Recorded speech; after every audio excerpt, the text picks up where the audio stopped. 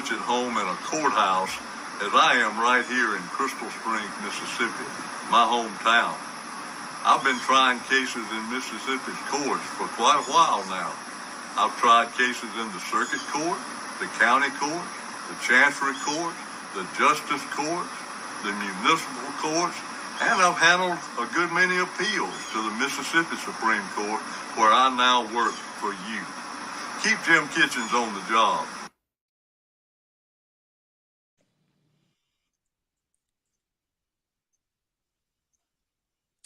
And good evening, everyone. Welcome to tonight's edition of the Othor Cain Show. I'm Othor Cain. Glad to have you aboard on this Thursday evening. I'm very excited to have Supreme Court Justice Jim Kitchens as our guest tonight. Tonight, we'll delve into conversations about his extraordinary career and how much of a public servant he really is. You can always tell that it is campaign season, and I kind of got this from a commercial that's running for him, but you can always tell when it's campaign season, like for real, because people start using all of these code words, all of these buzzwords. But, you know, one thing that I know about Jim and that I've known about Justice Kitchens is that he is a man of integrity, a man of faith, and he's a man of perseverance. He's been doing this. He's been at this for a long time. As you heard in that piece just a few moments ago, he's probably worked in every court there is to work in Mississippi, and now he's at the highest court, the Mississippi Supreme Court, where he has done heard cases, and he's done an amazing job as a justice. Let's welcome him to the broadcast tonight, and we get into our conversation. Justice Kitchens, I was going to say good morning, good evening to you, my friend. Hello, Mr. Cain. It's an honor to be on your show. Well, it is an honor to have you here, and I know we're just a few days away from election, and we're certainly hoping that you win this thing outright on Tuesday, that we walk away Tuesday night knowing who our Supreme Court Justice is and knowing that we're sending you back to the bench. But before we get into the specifics of Tuesday, Justice Kitchens, I just want to give you an opportunity because your career has been extraordinary and you have served the people of Mississippi with great honor and great integrity. And I guess I just want to kind of get personal with you just a little bit. What do you want to go into law in this place? We have a little reception problem. Say that again. I'm sorry, I didn't get your question. Okay, no worries. And there's really probably some challenges on my end because I'm doing this from the phone tonight. But my question is, you've had an extraordinary career. You've done an awesome job. I'm a great man of faith and a great man of integrity. And I guess I wonder, just trying to get a little personal with you tonight, what made you want to go into law in the beginning? What drove you to this career, this field? Well, I suppose that my desire to help other people had a lot to do with that. I've always felt like I owed that to my fellow man, and that was a factor in my choosing the type of career that I did. You know, there are all kinds of ways to practice law, and we can see that among some of the other candidates in this race. Some people don't ever go in a courtroom. Some people don't ever try cases and have transactional type law practices. That's perfectly honorable, good work, but I always felt that I could do more for people if I was willing to take their matters into court and advocate for them in the courtroom. That's what I spent most of my time doing. I've been in public office twice right now, and then many years ago I was district attorney. Down here where I live, I'm in Crystal Springs right now, and I have lived in Crystal Springs all my life. My parents were from here. My dad was, my mother from Vaden, Mississippi. But I have always lived down here. And when I got out of law school, I didn't think about trying to get a job anywhere. I came to Crystal Springs with my license in hand and opened a little law office around on Back Street in Crystal Springs, and started helping people with their problems. And if those problems led to the courthouse, I was ready to go with them. That's awesome. That's awesome. You are a Mississippian at heart. And again, we certainly do appreciate your service. And so you've made it all the way to the Supreme Court. And I find, Justice Kitchens, that a lot of us don't really know the role of the Supreme Court justice. Can you just take us through that process, if you would? What kind of cases do you try? What is, what level of court is the Mississippi Supreme Court? Well, technically, we don't try any kinds of cases. The cases that we get at the Mississippi Supreme Court all have been tried somewhere in the state, in one of the 82 counties, and maybe in the circuit court, the chancery court. Some counties have a county court. And of course, many of the cases originate in justice court and in municipal court. I've worked in all of those courts. So on the Supreme Court, when I see something that came from or originated in one of those courts, I know what it's all about. I've been there and I've done that. I have far more than just an academic knowledge of the court system in Mississippi. The Supreme Court is, as you say, at the top of the court system. It is the court of last resort in the Mississippi court system. It is strictly an appellate court. All of the cases we get are there because somebody has appealed them from one of the state courts somewhere in Mississippi, from the Gulf of Mexico up to the Tennessee line. So I may be working tomorrow morning when I go to work at the Supreme Court on something from Gulfport, and then that afternoon something from Hernando or Corinth, way up in North Mississippi. Once we are elected, though we are elected from districts, we serve the whole state. All 9 of us are elected from districts. There are 3 Supreme Court districts: Northern, Central, and Southern. And I happen to live in the Central District. And when I get ready to be sworn in again, which I trust I will in January, I will then be representing the whole state. We don't actually represent a district. We are elected from a district, and then we serve the whole state once we are elected. And there are 9 of us. Each of the 3 districts elects 3 justices. The terms are staggered, so they don't all run out at the same time. Gotcha. That's good stuff. Good information. Recently, and I know you probably can't talk about any specific case, but recently the Supreme Court maybe kicked something back down to the circuit court. And I guess for me to understand, in my mind, this is what I think I read. And I'm specifically talking about an elected official in Hinds County, and the Supreme Court justice just said that maybe the circuit court didn't do its due diligence or give this person an opportunity to prove whatever. So you kicked it back down to the circuit court. Does that mean that the circuit court has to try that case again, or when you send something back down to the circuit court, what does that mean? Usually it does mean another trial. That's called a remand, R-E-M-A-N-D. And when we receive a case on appeal, if the case has been completed in the trial court and there's a final judgment, it's there for appeal on the merits. And when we have considered that case, which takes a little time and takes a lot of study, when we have finished our analysis of that case, if we make a decision that something was not exactly right in the trial court, something should have been done differently.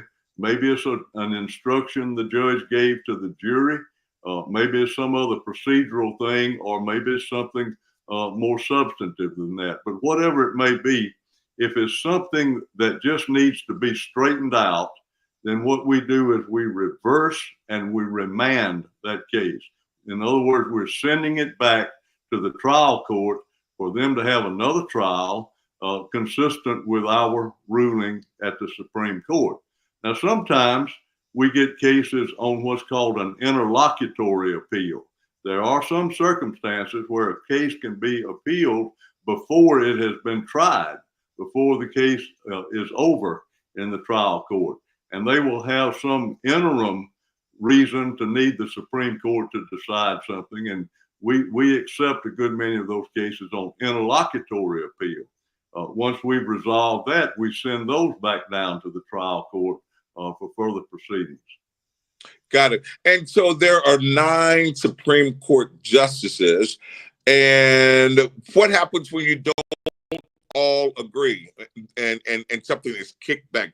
Do you all have to agree for something to be remanded back to the lower court? Well, no, sir. We have majority decisions at the Supreme Court. And, you make a good point there. There are 9 of us.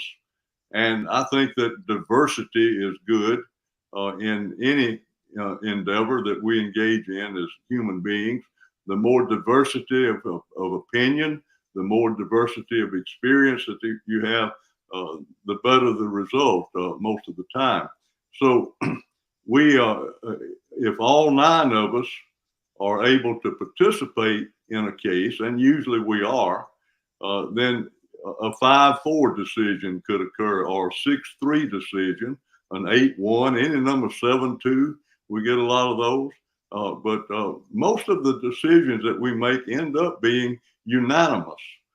Far more 9-0 verdicts or judgments come down from the Supreme Court than anything else.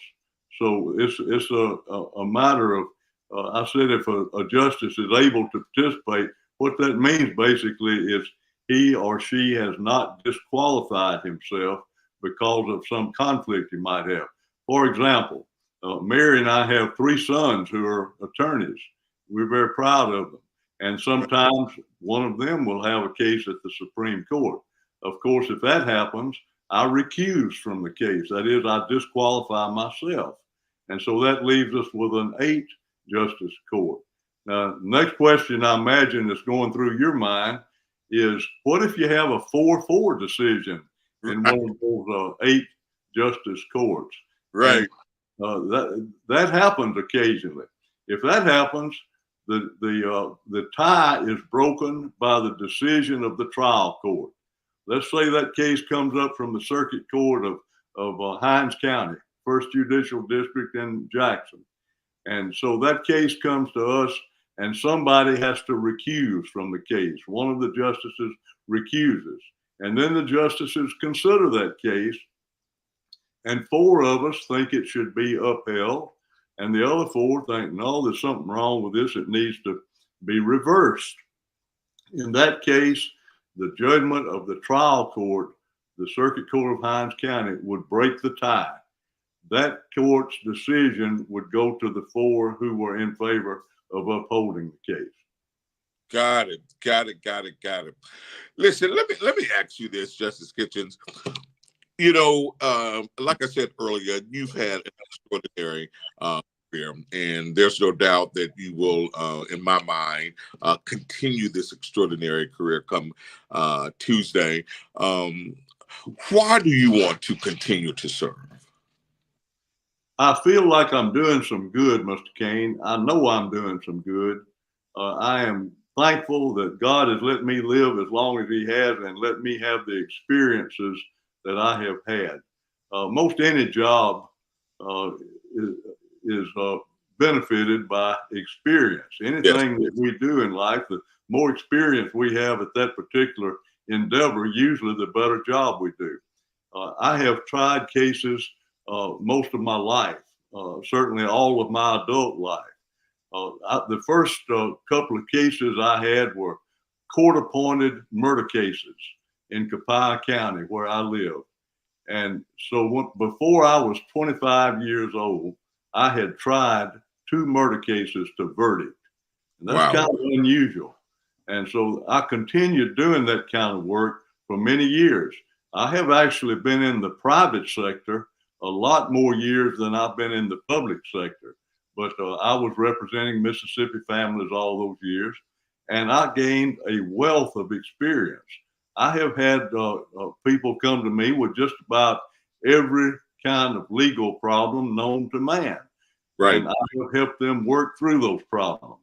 every Mississippi family has the need for a lawyer sometime.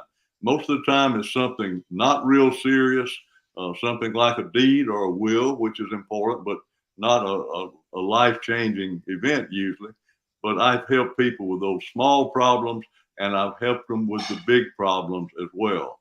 And when I see those same problems arise in cases that come to the Supreme Court, it doesn't surprise me. I know what to do in that kind of thing. And I have gained all this knowledge, experience. I hope some wisdom is in the mix, but I have something to offer the people of the state of Mississippi. I feel good. I think I'm at the top of my game right now. Yes, sir. I have the mental acumen and the physical strength. Anybody that's run a campaign like I have this year, you've kind of watched me from a distance, but you know, I've had a rather vigorous campaign. And so I would rather be directing that energy to my work at the Supreme Court. Absolutely. I've picked up with that too. I haven't missed any days at the Supreme Court. I've kept up with my day job, so to speak. So I think I have a lot left to offer the people of the state of Mississippi. I know what I'm doing at the Supreme Court. I know that I want to do it fairly and impartially without regard to persons. In fact, we take an oath that we will do our work without regard to persons, that we will do equal right to the poor and to the rich. And that's what I'm ready to continue doing. Hey, you certainly have a lot of energy, and you are, listen, there's no question about your mental fortitude to do the job. There's absolutely no question about that. And you have run a very vigorous campaign. And I got to ask you along those same lines, you know, justices and judges, you know, you're supposed to be impartial and neutral and just let, you know, the situation work its way out based on the law, and you're supposed to be impartial and nonpartisan. And I get, you know, all of that. I get that. I understand that. But I got to tell you, when we hear words like, you know, I'm a conservative or a constitutional this or constitutional that, I am concerned. And then when I see the Republican Party, you know, giving one of your opponents all of this money, and she's up on TV running all of these crazy ads, you know, it infuriates me, because I want to say, you know, we know who you are. We know who your supporters are. But I also want to say, you know, that same support, we got to get that same support behind, you know, behind you. And so I guess my question to you is, how do you invigorate your base? Well, let me try to. I get angry, I'll tell you that. Let me try to dissect your question a bit. First of all, we do not run under party labels in the judiciary. That's been the law in Mississippi now for about 30 years. I remember when judges did have D's and R's by their names, and that did not lend itself to the image of impartiality that we're supposed to have as judges. We're not only supposed to have that image, we are actually supposed to be in reality impartial and nonpartisan. Now, that said, courts, the U.S. Supreme Court and other courts have held that political parties do have a right to support candidates. That's part of the First Amendment. That's their freedom of speech, their freedom of expression, association, all those things. So I am okay with the Republican Party supporting another candidate, or the Democratic Party or the Libertarian Party or whoever it may be. They can support whoever they want to. But I, as a candidate, am not supposed to identify with a political party, and I don't. So with all that said, we are supposed to devote ourselves to being impartial, nonpartisan, not lean toward the thinking of one party or another. And I don't think I've done that. I know I haven't leaned toward anybody, on the Supreme Court. I've done the same equal right to everyone that's come along. Now, when you start hearing these words like conservative, and that's sort of in the eyes of the beholder, I guess, as to what these words mean.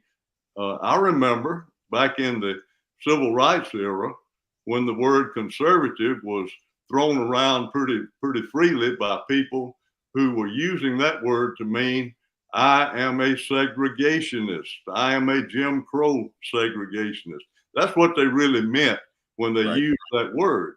And that's a shame that this perfectly good word has been perverted that way in the past.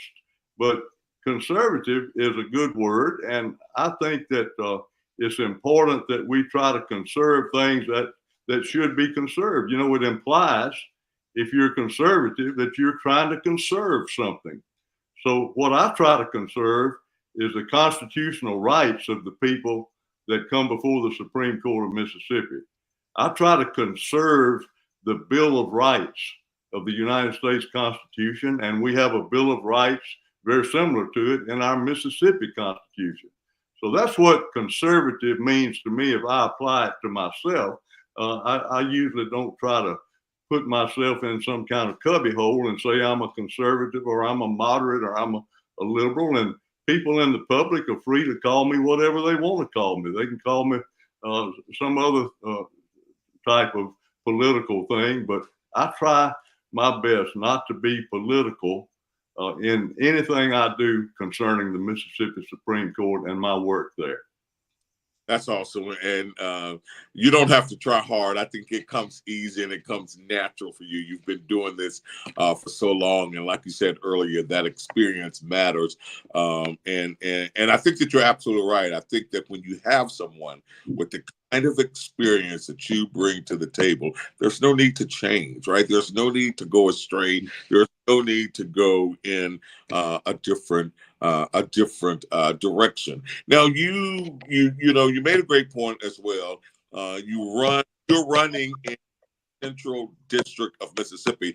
Though once you elected and you take the oath of office, you serve the entire state of Mississippi. But I know you can rattle this off, and I love to hear you rattle it off just as easy as I take a sip of water. Well, let's go ahead and talk about these counties that represent the Central District of Mississippi. Well, I've had the privilege of traveling around in those counties a lot. I was in Meridian most of the day today, and that's way over on the Alabama line. But there are 22 counties in the Central District. I live down in the southern part of the Central District in Copiah County. There are 3 counties that are entirely south of I-20. And by the way, all of these are whole counties. It's not like the legislative districts and the congressional districts where you have counties chopped up in some instances. All of these are entire counties. So below I-20, in its entirety, there are 3 counties: Copiah, Jefferson, and Claiborne. And then all of the counties that I-20 passes through are in the district. So let's start over on the Louisiana side, on the Mississippi River side over there at Vicksburg. So we have Warren, Hines, Rankin, Scott, Newton, and Lauderdale. Now we're on the Alabama line. So when we get to Meridian, we hang a left and we go north. We have 2 more counties on the Alabama line. One is Kemper and the other is Noxubee. Noxubee is the northernmost county on the east side of the Central District. Now we're going to come back across the state, traveling from the east to the west. And so we go through Neshoba County, Leake County, then we get to Madison County, Holmes, Yazoo, Humphreys. Now we're in the Delta. I've got a good bit of the Delta, and I'm proud of it because the Delta has always been mighty good to me, and I love being up there. So Humphreys County, Belzona, that part of the state is in my district. And as we go north from Belzona and Humphreys County, we get to Sunflower County, Indianola, and I won't take the time to name all the other towns. There's a bunch of towns in Sunflower County. And then when we're in Sunflower County, we continue going west. And the northernmost county in the district is Bolivar County. And that's Cleveland. Bolivar is one of those counties with 2 county seats.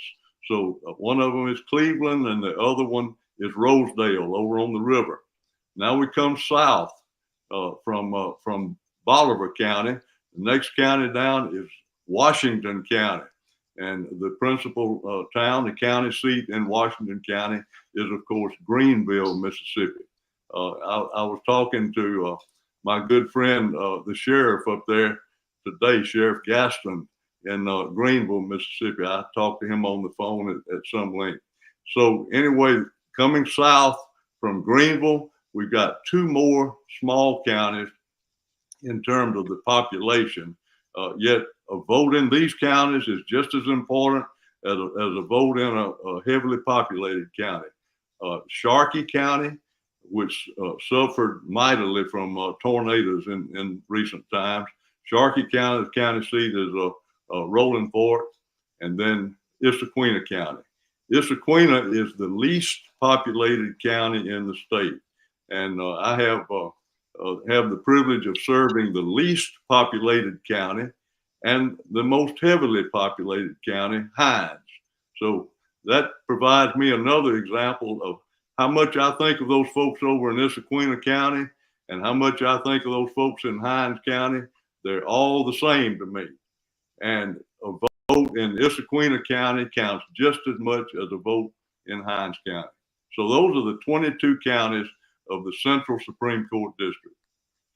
You know, I always feel like I get a history lesson when you do that. I'd like to take you on a tour sometime, Mr. Cain, and let you see the wonderful beauty of these counties and the people that live in them. I would be honored to do that. I think that is absolutely awesome. Listen, Justice, in our last few minutes have with you tonight, this election is extremely important. Why don't you just make an appeal to our audience tonight? Well, ladies and gentlemen, if you're looking for a justice who knows what he's doing, and nobody said that I don't know what I'm doing. Nobody has said that I am not fully capable of handling this job as I have for the last almost 16 years. Nobody said I've done anything wrong. Nobody has said that I'm not capable of doing the work that needs to be done there. The work is so important. The work at the Supreme Court, whether you realize it or whether you feel it at the time that it happens, affects every man, woman, and child in this state. When we get a case from anywhere in the state and we make a decision concerning that particular matter, whatever kind of case it is, our decision at the Supreme Court establishes a precedent. It establishes something that all of the other courts in the state have to adhere to. They have to be guided by our decisions. Our decisions are binding on the courts in North Mississippi, down on the coast, up in the Delta, wherever it may be. So those decisions are important to you. It determines how we live our lives, how we conduct ourselves as law-abiding citizens, because the Supreme Court has a lot to do with interpreting that law and letting the people know what it is. I take that work very, very seriously. I approach it very, very carefully and prayerfully. And I urge you to consider keeping somebody on the job who has done good work for you and wants to keep on doing good work for the people of Mississippi. Justice Kitchens, thank you very much. I will echo everything that you said, and I'll add this note. Experience matters, and you, my friend, you've got the experience, you've got the integrity, you've got the passion for this job, and we are a better state because of you. Thank you so much for being with us tonight. Thank you, Mr. Cain. Have a great evening. We certainly appreciate it. So listen, you got an opportunity The elections are Tuesday of next week. Can you believe we are here? At one point, it seemed like the elections were so far away. It's here now, right? Next week, next Tuesday, we are heading to the polls and we are voting. And if you are like me, in the Central District of Mississippi, I would encourage you to please vote for Justice Jim Kitchens. He is a man of integrity, a man of valor, a man of honor, and he has served Mississippi extremely well. Thank you all for joining us tonight. That's our broadcast from all of us here at the Othor Cain Show. Have a great night.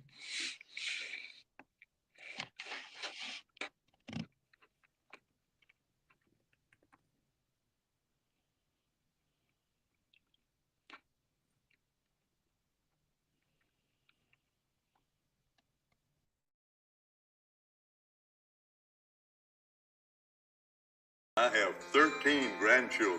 This summer, we put them to work. It wasn't really work. They're learning about democracy and elections, the value of hard work and being part of a community,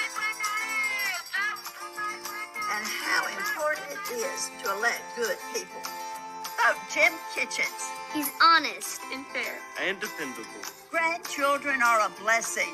Vote Kitchens. John Wiley, the grass needs cutting.